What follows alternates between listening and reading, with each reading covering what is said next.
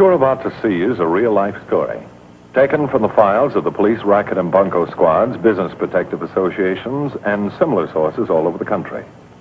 It is intended to expose the confidence game, the carefully worked-out frauds by which confidence men take more money each year from the American public than all the bank robbers and thugs with their violence.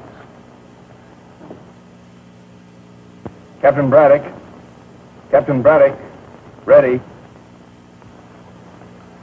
This case is one of the important in our files, because to a greater or lesser degree it happens to hundreds of people every single day of the year. People who, being honest themselves, are considered to be easy marks by those who are dishonest. Those who make a business, a very profitable business, out of the confidence of others, in what seem to be deals of a very simple and ordinary nature. But you may be sure that no matter how simple and ordinary the confidence man's racket may seem, he knows his victim's ignorance of its details, and he has implicit faith in his sucker's carelessness about checking up on him until it's too late. We'll call this case Accidentally on Purpose, because that's just how it happened. But bear in mind that it never would have happened at all if the people involved had been careful. It all started on a moonlit summer evening. This is not a brand new car, but it's new to the couple in it because Johnny Conway just bought it this afternoon. He's a nice boy, Johnny, and his fiancée, Sue Bailey, is a lovely girl. Johnny bought this car for their honeymoon. They're going to be married tomorrow. How do you like the car, hon? Oh, I think it's just perfect, Johnny. I don't know where we'd have gotten such a bargain. And it's all ours, all paid for. It's got plenty of pep, too. Be careful, Johnny. Oh, don't worry, honey. I'm only doing 55. Johnny! The brakes don't work!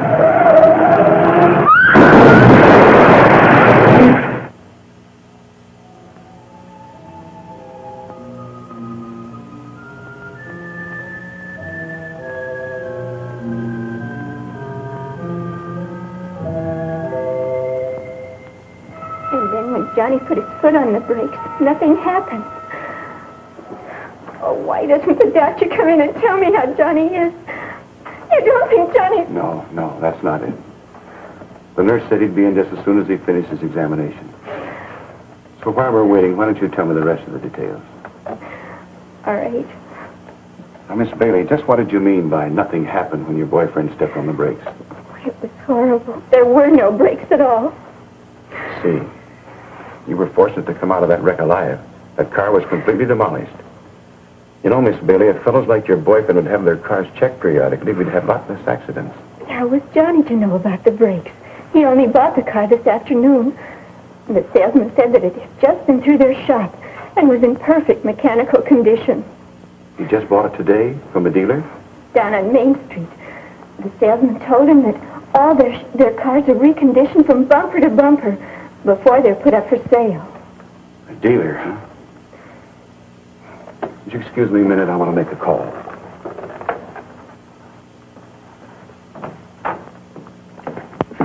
How's Conway, Doctor? Oh, he's going to be all right. Fracture of the left arm and deep gashes around the head. Of course, he's lost too much blood, but he's pretty healthy. He'll make it. I hope so. He's got a fine girl in there.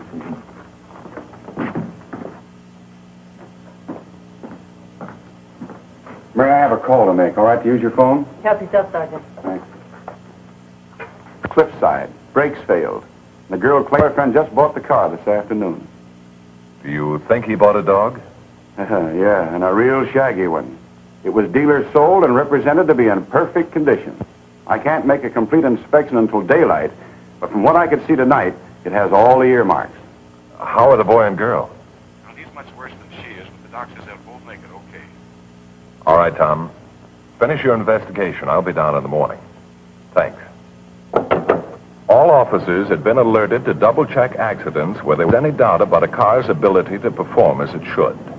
There had been too many dogs on the highways lately. A dog is a car in name only. Actually, it's a rebuilt pile of junk, held together, literally in some cases, with tape and rubber bands. Johnny Conway's car, for example. Oh, I know it looked like a good car on the outside. But that's the way a dog always looks. Good on the outside. But underneath, anything can happen. A bent frame, even cracked and strained to the breaking point. Brake bands worn down to the shoes, or no bands at all, just shoes. There are 100 things that can be wrong with a car that a new paint job will cover up until it's sold. But when it gets out on the road, well, a new paint job didn't keep Johnny Conway from running into a truck. So therefore, it could only be suspected that Johnny's new car was really an old dog. So I decided to visit the boy at the hospital early the next morning. Morning, Captain Braddock. Hi, Mary. I thought you were on the night shift. I am, but my relief hasn't shown up yet. I'm going to have a talk with that girl. Say, I understand you had a 901 last night. The boy's name is Conway. That's right. He's fortunate to be alive. Do you want to see him? Yeah. Second door on the right. Better knock before you go in. His girl's in there. And they're in love. Okay, Cupid, I will.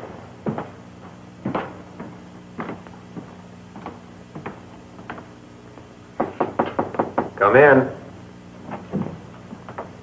Johnny Conway? Yes?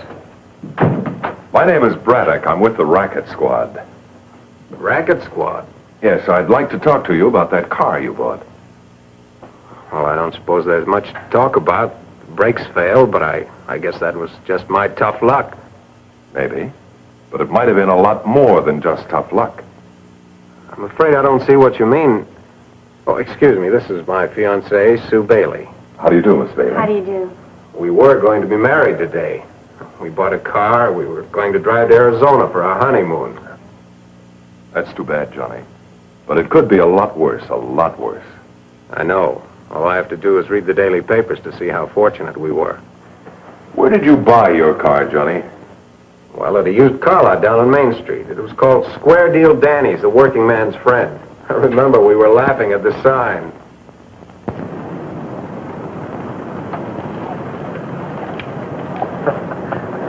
These signs kill me. Honey, look at that one. Why, it's just what we're looking for. Johnny, don't you think it'll cost too much? Well, what's the harm in asking? Remember, money talks, and we've got cash. Say, mister, what's the price on this sedan? Son, you don't want this car at any price. Well, why not? It looks like just what we're looking for. The things about this car... Hey, Pete. Take it over to the garage. Danny's looking for you. Okay, I was just going. So you're in the market for a car, eh? Well, you've come to the right spot. We just put this baby on the line about an hour ago, and believe me, she won't last the afternoon. Been a couple of people in asking about it already. Gee, it sure is a beaut, don't you think so, hon? Oh, I think it's very nice, Johnny, but I'm afraid it's going to be more than we want to pay. Oh, young lady, be optimistic. My boss is the working man's friend, and I know we can get together on a deal. Of course, it's a 41, best model they put out, you know, and runs like a clock. And the rubber's almost brand new. Oh, we'd have to have good tires. You see, we're getting married tomorrow, and we want to drive to Arizona on our honeymoon. Getting married, huh? Well, congratulations. We'll just have to get together on a deal you can handle. Call it our wedding present. What kind of a down payment can you make? Oh, we'd like to pay cash. I've got the money right here in my pocket.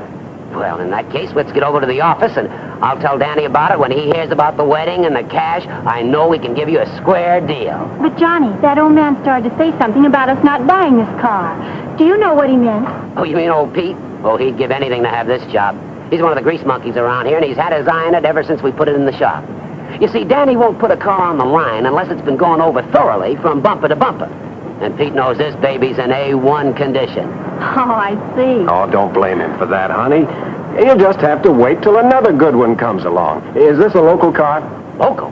Well, this car hasn't been out of the city limits. And just look at that paint job. Original. And it's only got 8,500 actual miles on it. Well, this car's hardly broken in. Oh, gosh, honey, can you imagine that? It's practically a new car. It does seem very little. Well, that's because of the owner. You see, this belonged to an old maid school teacher who just drove it to school and back. No fool. Well, absolutely. This car hasn't been driven over 40 miles an hour. No, sir, you'll have to more or less break it in yourself. Say, there's Danny. He's just getting ready to leave the lot. Suppose we go over and close the deal, huh? All right. Fine. Well, you know the rest of the story, Captain Braddock. I picked up Sue last night, and we went for a drive. I'm afraid you were played for a sucker, Johnny. I'm sure this accident happened on purpose. But why would anyone want to do us harm? No, it's not you or Johnny. What I mean is, I'm positive the car was misrepresented to you. Probably a total wreck before you got it and rebuilt to look like new. Why, those dirty rats. Wait till I get my... Don't feel too badly about it, Johnny. Believe me, you're just one of many. But tell me, how did you get the car insured? Why, I didn't. Sue mentioned it to Danny, but he said not to worry about it because the car was in such good shape. Well, it was okay with me because I was a little short on cash and wouldn't have had enough for our honeymoon. If ever you car drivers would learn that insurance is your cheapest form of protection, you wouldn't get yourself into these messes.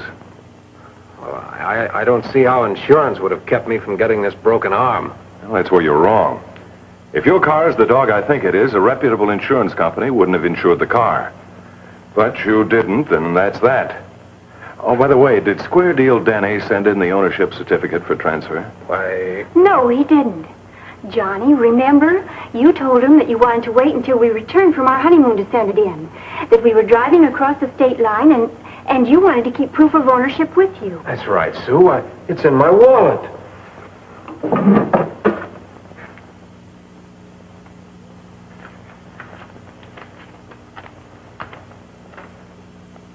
I'd like to take this with me, if you don't mind. Why, sure. What are you going to do with it? I'm going to find out who that old maid really was. Goodbye, Johnny, Sue. I'll keep you posted. Thank you very much, miss. I'm glad those young people are going to be all right. Thank you. Well, just a minute. Captain Braddock's out now. You can go in and see them. Oh, thank you. Some other time. I've got to be getting along now. Well, that's strange. What's strange, Mary? That old man that just left.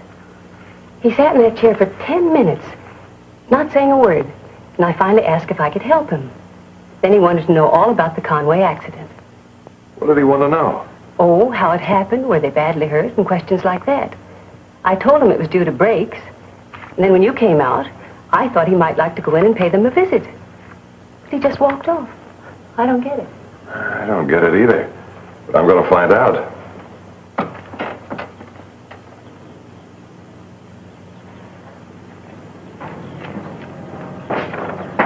Just a minute. I'd like to talk to you, if you don't mind. About what? Well, I understand you were inquiring how those two kids made out in that accident last night. I read about it in the paper this morning. I just wanted to see how they were getting along, that's all. Are you related to them? No. A close friend? No, I don't know them at all. I'd like you to meet those two kids. I think it'll help you get something off your chest. Come on. All right. Here's someone I'd like you to meet. Why, you're the mechanic from the used car lot. Yes, that's right. He was outside asking about the both of you. He said he read about the accident in the newspapers. I think he has something he wants to tell us. I can't stand it any longer. I feel responsible for you young folks having that accident. Why don't you tell us all about it? I tried to tell him not to buy that car, but Porter wouldn't let me tell him. He sent me back to the garage. If they just listened to me. I knew that car. I'm a good mechanic. That car should never have been fixed up. But I'm old, and it isn't easy for an old man to get a job as a mechanic. But I'm strong, though. I'm just as strong as I was 20 years ago, only nobody believes me. When I tell them I've worked on the best of them, that I've built racing cars, they just say, go on, beat it, you're too old. But I've still got it up here, too. Still got it here. 30 years experience. But I've got to eat, so I take this job fixing up wrecks for Danny. And he kept advancing me money, so I couldn't quit. The car they bought was one of his wrecks. Why don't you start at the beginning and tell me about the car these kids bought? Well, it wasn't the first wreck I've doctored up for Danny, but it was the worst. Along about the first of the week, he sent me out to bring it in. It was in a junkyard out on the desert. Danny had picked it up for $50, and it wasn't worth 50 cents unless you bought it for scrap. A taxi cab that had been pounding those desert roads for years, and then got tangled head-on with a truck to boot. I've seen some bad ones, but this clunker was so bad I wasn't sure it was going to hold together till I could get it to the garage. But I finally made it, and Danny jumped me just as soon as I got out of the tow car.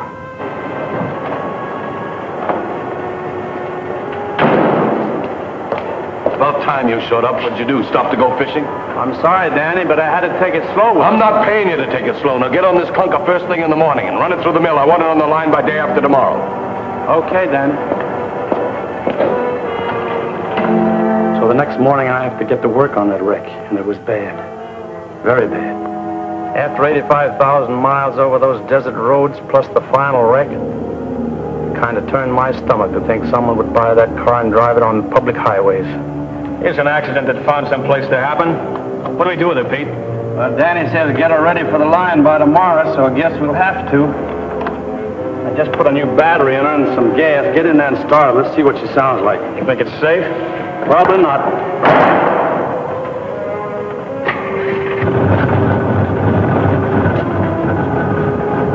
Shut her off! Rather, connecting rods are about ready to fly out the crankcase. You can, and fill her up with oil.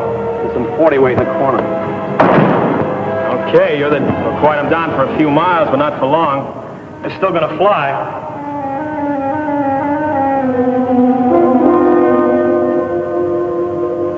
Now she's full of oil. Water up. Well, that's as good as she'll sound without new bearings in her. I bet you could throw your hat between those pistons and the cylinder walls. Or put her in gear and let's hear what the rear end sounds like. Those gears are about shot, Pete. I won't do it. I'm not going to wire this thing together with spit and glue. It's in too bad shape. I'm going to tell Danny. You're going to tell Danny what? Why, I think this one should stay junk, Danny. Whoever buys it is liable to get killed. Look, you old coot, I don't pay you to think. I pay you to do what I tell you to do.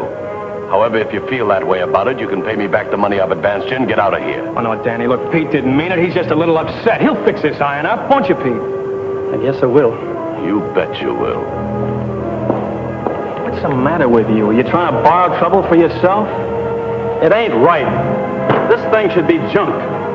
Oh, look, Pete, if there are guys sucker enough to buy an iron like this, it's none of our business. They go into it with their eyes wide open. Now, look, let's get on it before Danny gets back here and fires us both. Okay, Tommy. Yes, Pete Johnson was ready to quit right then. He'd worked over too many of those irons, as they call them, and knew what potential killers they were. Well, in a moment, we'll wind up our case of accidentally on purpose. Tricks that can be used in covering up the defects in a wreck such as this one Pete was working on. Now, some of them I'd never even heard of. But he was good. He knew them all. Now, if this had been a legitimate overhaul, Pete would have pulled the rear end and put in all new gears. But that wasn't for Danny, the working man's friend. Not when there wasn't a shortage of cork. You see, by grinding up the cork and stuffing it in the differential housing, along with lots of heavy grease, it helped a lot, as far as the noise was concerned. But it didn't help those worn, brittle gears. If a tooth broke off or those gears didn't mesh properly, that whole rear end would split apart like a ripe watermelon. Now, this little trick is as ingenious as it is deceptive. After all, when we can see by the speedometer that a car has only been driven a few miles, we're sure it's in good shape. Now, this wreck had been driven 85,000 hard miles. But when Pete finishes, the speedometer will read only 8,500. However, welding a cracked frame like Pete's doing now is an entirely different story. This cross member he's working on is one of the most important parts of the car. It literally ties the frame together. This one should never be welded because the metal is crystallized, which simply means it has become brittle and has lost its original strength. Probably snapped when this car had its final wreck. And unless replaced, will always be a killer waiting to strike at the next sudden twist in the road. But to replace it costs money. And that was not for Danny. Cut that thing off, will you, Tommy?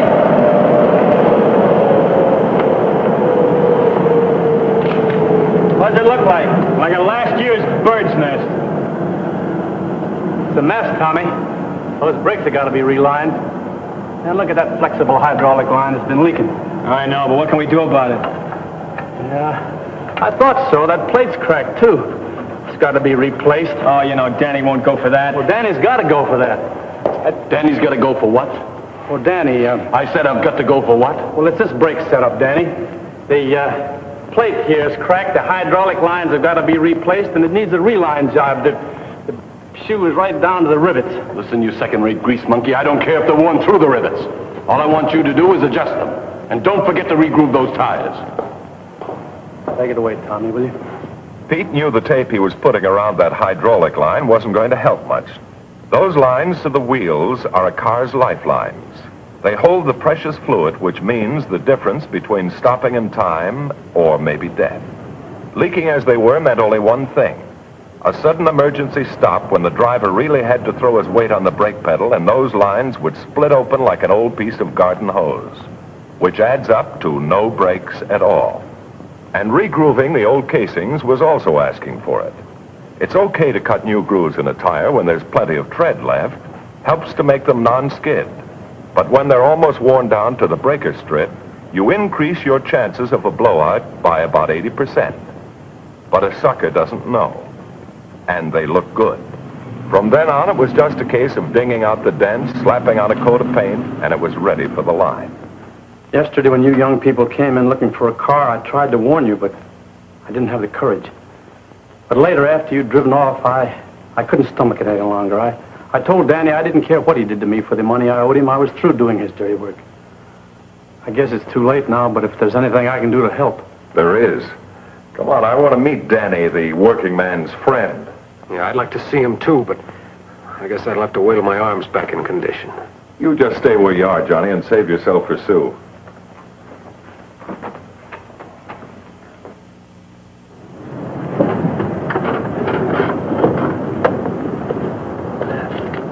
There's that salesman I was telling you about talking to that soldier. And there's Danny's car over there, so he must be here too.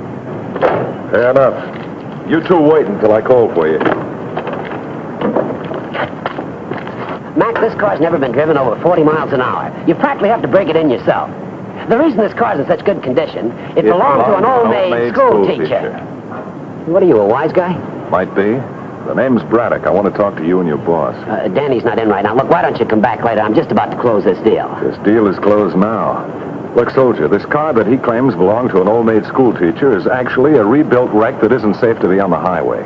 Now, go buy yourself a good used car from a reputable dealer. There are plenty of them around town.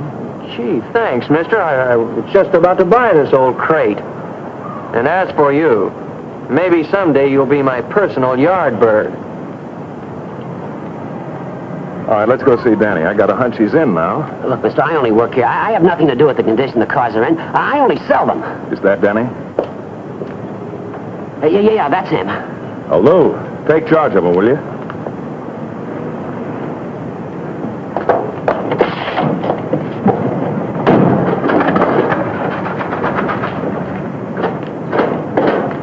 You're going for a ride, all right, Danny, but not in this car. You ought to know better than try and start one of your own wrecks. Come on.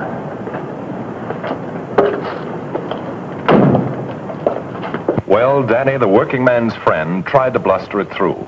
But when we confronted him with Pete Johnson's sworn statement, the fight went out of him. We were able to convict him and his salesman on misrepresentation with intent to defraud. They won't be selling used cars for quite a while. And Pete is happy. He's working in the police garage, and they tell me he's an excellent mechanic. I had Johnny file a civil suit against Danny.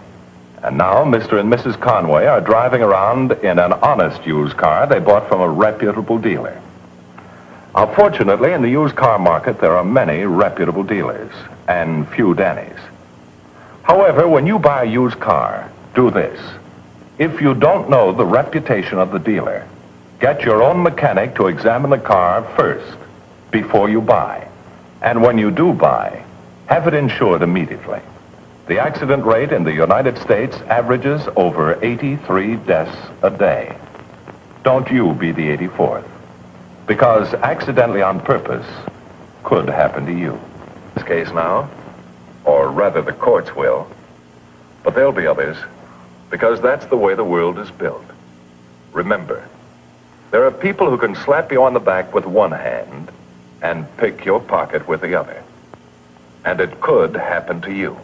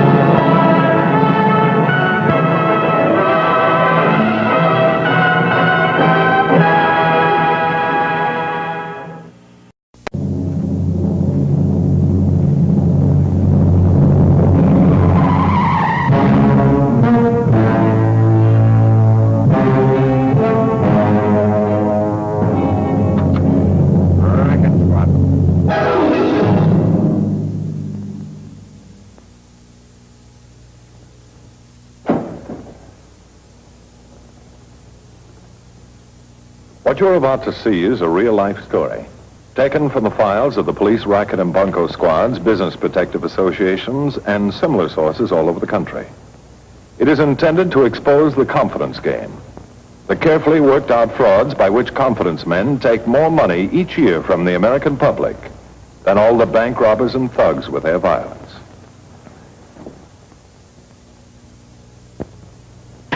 Captain Braddock. Captain Braddock. Ready. I call this particular case, Anyone Can Be a Sucker. I first became acquainted with this case the day a surprising thing happened. Smiley Gibbons, a shady man and police dodger, paid a voluntary visit to my office. He knew his way to my door, but always before, a blue-coated arm had been linked through his. Hi, Captain. Come on in. Nobody's going to bite you. Remember me? Sure. Herman Gibbons, better known as Smiley. 4 arrests, 2 for bunco, no convictions. The victims wouldn't testify. We made the other count stick, though. First 3 months, then 6 months in the county jail. Yeah, I've been around. But I've never been a stool pigeon before. Sit down, Smiley. Thank you. Now, what can I do for you? Well, what can you do for me? I just don't want no part of murder. Because in this state, you get a sniff of very destructive gas. I'm sorry, Smiley. Homicide's just down the hall, second door on the right. This ain't a murder yet, but it's on the calendar for sure. You've got to find a certain party and get that party out of town fast. Sounds interesting. What are you doing now, Smiley? I said, what are you doing now? What business are you in? Oh, I make my bread and butter. I'm pushing banknotes in the feed box down on Clark Street. Smiley meant he was a cashier in a bookie joint. It was the only place he could be a cashier. They didn't mind if he tried an occasional money shuffle. That is, as long as it wasn't their money. But Smiley's main interest was in a couple seated at a table trying to pick the winner of the next race. He told me the girl was really a living doll. And he described her companion as a bridge jumper, a guy that played long shots only and was pouring in heavy sugar. Looks like Blue Monday. Blue Monday? Definitely Blue Monday. Okay. Annandale on the outside is 4th and fair epic. 2,000 on Blue Monday to win. Oh, but please. Isn't that an awful lot of money to bet? Well, who's boss? How about the 2,000? In the stretch, it's Annandale, a middle shot, fighting it out head and head. It's Annandale taking the lead and coming down the line of finish. 2 across on Blue Monday. That's all right. Always back up for this play. Yeah.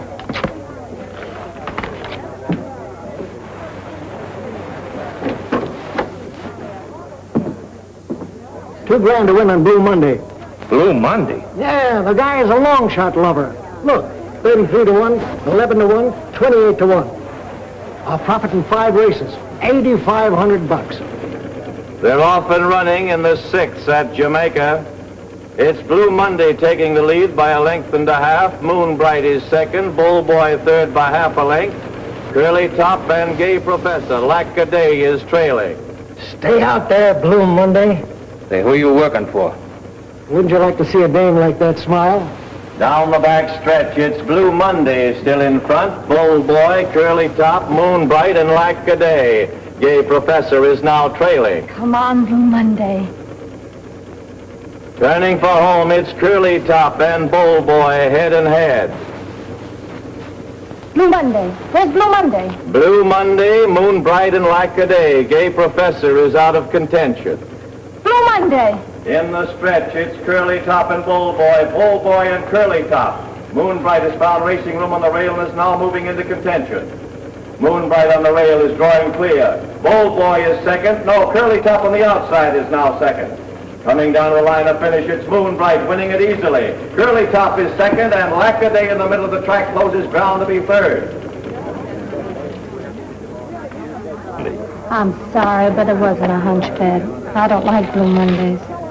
Look, if you look in the form, you see that. Better luck on the next race. Thank you. Was Blue Monday your selection? Yes. That horse should have won. Race was a little long, perhaps. The jockey wasn't trying. Who knows? Please. Is there anything good in the next race? Real good? Sorry, I never gambled. Yes. I understand. But if I was a gambler, Red Sunset's a solid favorite. Red Sunset, eh? 6-5. You won't pay even money? I don't get it. There are 9 horses in the race. You fellas ought to give us 9 to 1 anyway. Probably you're right. Goodbye and good luck. Bye. 100, 200, 300. Lay off my potato chips. 400, 450, 60, 70, 80, 90, 500.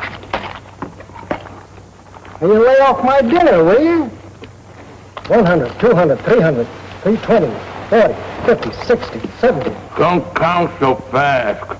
Are you saying I'm trying to do the boss out of a buck? All I'm saying is don't count so fast. You left off at 70. 80, 90, 400.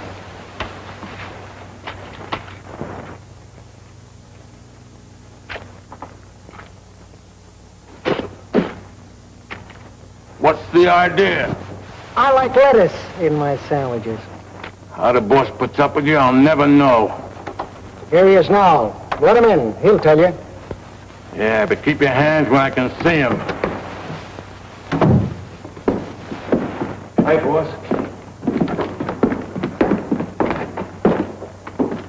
How's it take? Did you hear about the 8th at Bay Meadows? Pirate Lad, 6370. You heard right. Anyone have it? Yeah?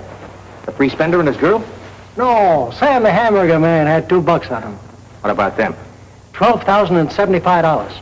The 75 was the donation of that little slice of heaven. Not bad. How does a guy latch on to a doll like that? $12,075. How about a loan? The exact amount For you? It'd need much more. Oh, come now, boss. I got a certain appeal. There was the time that...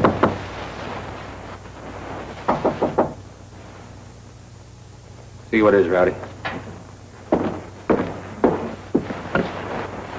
Yeah? Please. Is Mr. Morgan here? May I see him? Hold on. Who is it, Rowdy? The dame that was here this afternoon. That one? Yeah. Tell her we're closed. Sorry, miss, we're closed. But I have to see him. Come around tomorrow. No, I have to see him now. Let her in, Rowdy. Morgan, I've been walking, it seems like hours. I couldn't get up enough nerve to come back. Please, you're here now. Tell me, Mr. Morgan, are gamblers as cold as people say they are? They aren't. Are they? You aren't, are you, Mr. Morgan? Young lady, a gambler is a businessman just like any other one. What is it you want? The money my husband lost. There. I said it. I finally got it out. Mr. Morgan, I've got to have that money. Understand this, young lady. You came into my store. You bought something. You bought a chance to win. Unfortunately, you lost. There's no refund windows. But you can't talk about stores and buying things. You've got to think about people and what will happen to them. A little boy looking forward to his 4th birthday. My husband's parents, fine old people who are proud of their son. Stanley, he's worked hard all his life, never even a vacation. One I just called it that. This was my first chance to be with my husband on a business trip. He can't stand the notoriety of losing other people's money. He couldn't appear in a courtroom, let alone go to jail. He'll do something desperate, Mr. Morgan. He said he would. Please, you have to look at me. We're partners in this. Partners? Yes. Stanley didn't want to come here at all. I talked him into it.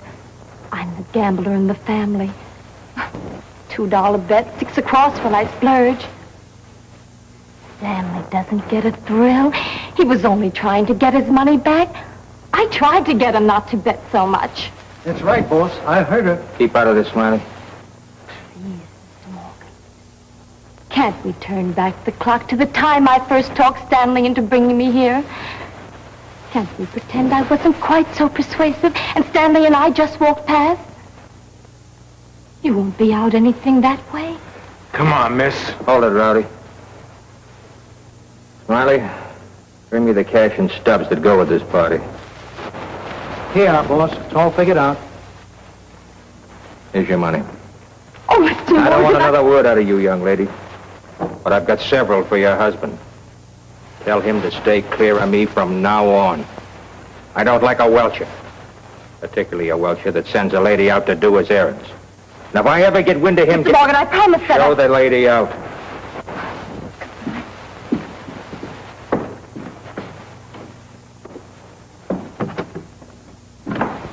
Shut up. I didn't say nothing. And about this, forget it ever happened. I wouldn't want to be noised around either. I said shut up. Yes, boss. The next day, it was business as usual at the bookie joint. It was a good bet that the incident of the night before wouldn't become a conversation piece for the gambling clique. Morgan wouldn't like that. Sorry to give you all these small bills. Just as long as it's money. It's that, all right. $387. Thanks.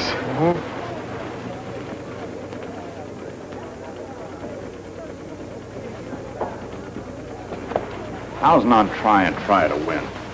14 to 1 is quite a price. Yeah, quite a price.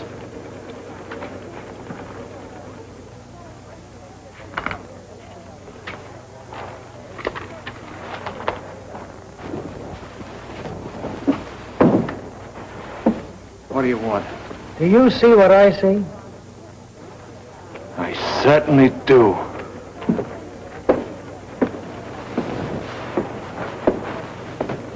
Mr. Morgan wants to see you. Morgan? He's the boss. Like I said, he wants to see you. What about? Him wanting to is all I gotta say. Come on.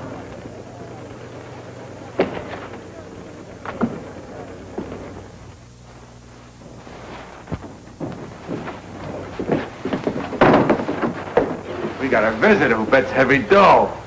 Him. So you're back, huh? Close the door, Rowdy. What's the meaning of this? Well, you don't know? Maybe this will give you a night.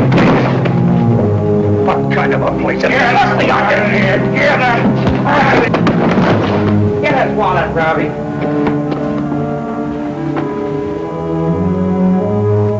Couldn't you wait till I lost the money? Do you have to beat me up and rob me? Taking back what belongs to you isn't robbery. 20,000, huh? Well, just take what's mine. Get up. You've only had a taste of the beating you're gonna get. Well, I'm not a coward, but first I want to know what you mean by part of my money belongs to you. Don't you double-talk me, Welcher. You know I gave your losings back to your wife. Get him on his feet, Rowdy. Wait a minute. I don't know what you're talking about. I haven't got a wife. I never had. Say that again. I haven't got a wife. I never had. Here, see for yourself my identification card. In case of accident, notify nearest relative. You'll see that's a brother living in Chicago. If I had a wife, she'd be there. Notice my driver's license and my insurance card. They both say single. Please notice my financial rating. There's no reason why I should be a welcher. Boss, you've been had. A smart guy like you suckered by a dame. It ain't ethical. This ever gets around. Shut up. Who's the dame you're in here with? With isn't the word. I met her coming into your place. As people do when they're betting, we compared selections. As you know, we didn't bring each other good luck. Yeah. What's her name? I don't know. Any idea where I can find her? No idea. We'll find her, boss. What's that? Another souvenir of yesterday. I believe they belong to her. Idle Time Inn. Restful, secluded. 15 miles from the heart of the city. Idle Time Inn. Hey, boss. What is it? I got to tell you something. Yeah? Try and try. I won the second in Jamaica. So what? Who cares? He does. He's got $1,000 on the nose. The payoff is $14,630. Well, that makes up for yesterday. But not for this. What'll I do, boss? Pay him.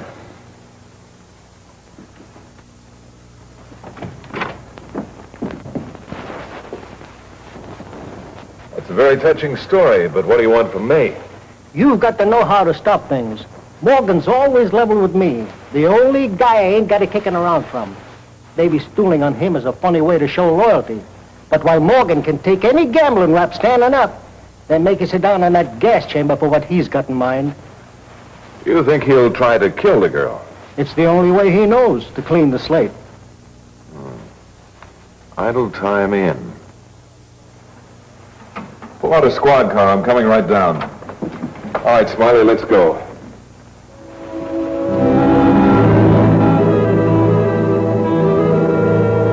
You'll be sure my bags get on that train. It's very important. Thank you.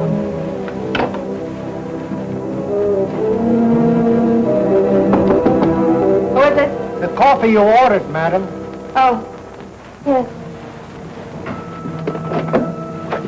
I ain't really the waiter. Get out of here. All right, you can get rid of that now, Smiley. Oh, one of Mr. Morgan's goons, I suppose. I'm sorry to disappoint you, but I'm on the other side of the fence. However, if you're interested in Morgan, take a look out here.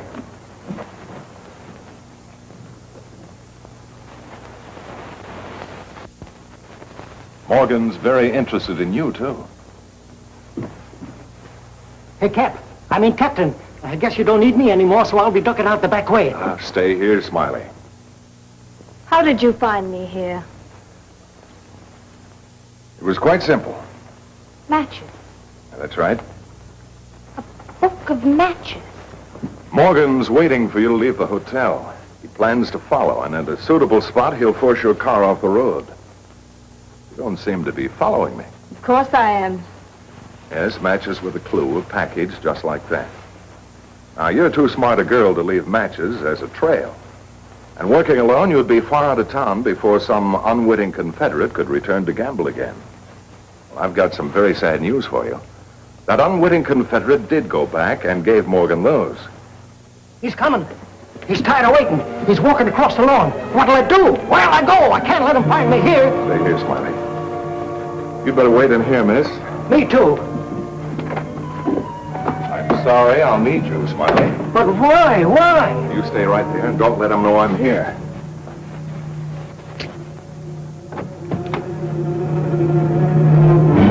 Smiley. Hi, boss. Working with the dame, huh? Getting your cut and getting her out of town, is that straight? No, boss, no. All right, get his gun, Smiley. Oh, a cop, huh? Well, I don't know which is worse, double-crossing me with a dame or stool into a cop. It's gonna take me a little time to figure that one out. Please, boss, I couldn't let you bump her off. Not cause of her, cause of you. All right, sit down, Morgan. Behave yourself. You know, you're really a fall guy. Don't tell me something I already know. I don't mean the $12,000. That's nothing in comparison. A very smart operator almost steered you into the role of trigger man in the murder of a very attractive lady he wanted to get rid of. I don't get it. I'm the stool pigeon, but still I don't know what's going on. Well, so far it's just supposition. Sit still and I'll get the facts. All right, will you please come out and join us? Smiley, take a look in there. There's nothing but an open window. Hello, this is Racket. Send up the two men I left in the lobby. You know, you really owe Smiley a vote of thanks. Your gambling place was on the calendar for a raid without an assist from Smiley. And what's a gambling charge compared to the death house? Ain't that the truth, boss? What about the phone calls the girl's been making? Drexel 24103 is the Emerson Hotel. Good. All right, take them in, book them on an open gambling charge. I'll be in later and complete it. Should I link them both together? Oh, no, you can't do that to me. No, I'll need Smiley to help identify a man. All right, okay, come on.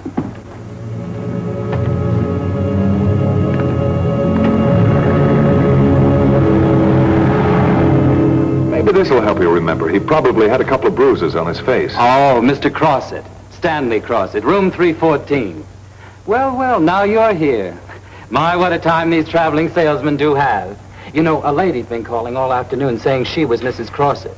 Of course, I didn't tell her there was another Mrs. Crossett. She, the second Mrs. Crossett, that is. She was here just a moment ago. They certainly both are beauties. Oh, dear, I'm afraid there's going to be trouble at the airport. What airport? The municipal. Mr. and Mrs. Crossett have reservations on flight 14 for the east. The second Mrs. Crossett knows this? Yes, she does. I wasn't supposed to tell, but, well, a $5 bill can certainly sway me. All right, let's go, Smiley. Flight 28. Gate 5.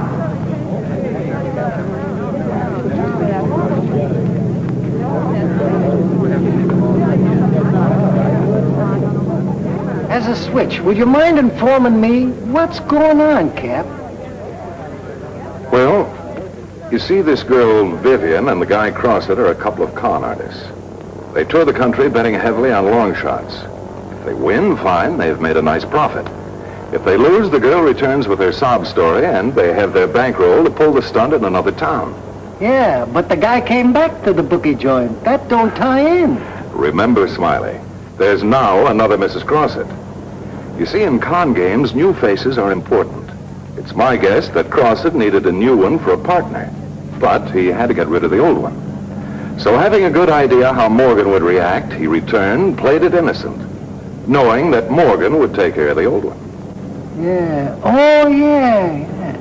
Dr. Case. Dr. Case, please report to the information desk.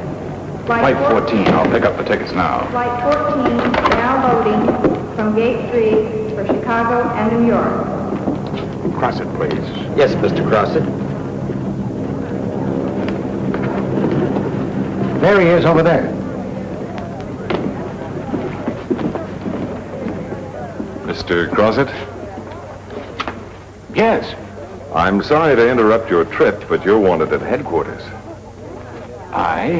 But I don't understand. I'll explain. Oh, you're coming along with this too, miss. There's still someone else to pick up. Will you stay and identify her, Smiley? Sure, sure. All right, let's go.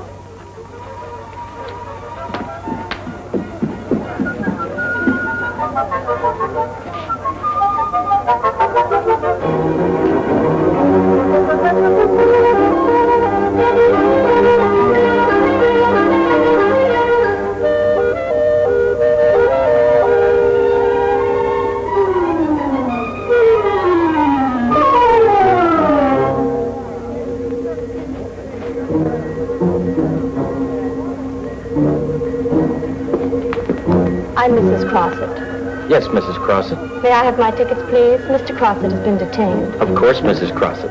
And the refund on my husband's ticket, please? Certainly.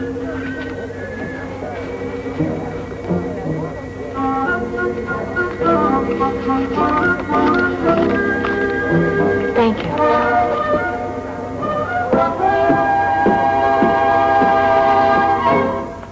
We booked Crossett for bunco and Morgan on a gambling charge. Vivian got away. That is, she got away until the plane landed. It happens repeatedly that criminals trip themselves.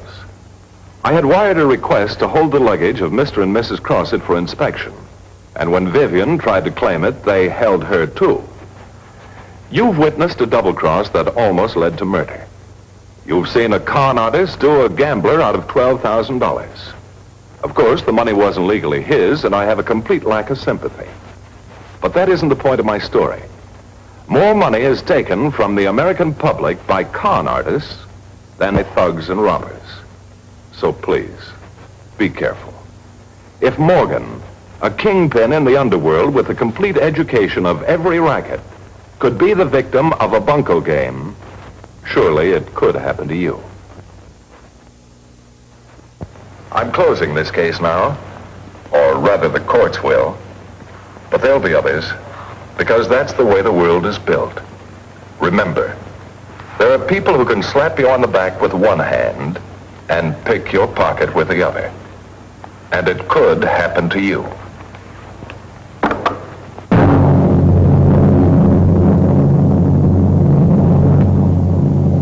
See Racket Squad next week, same time, same station.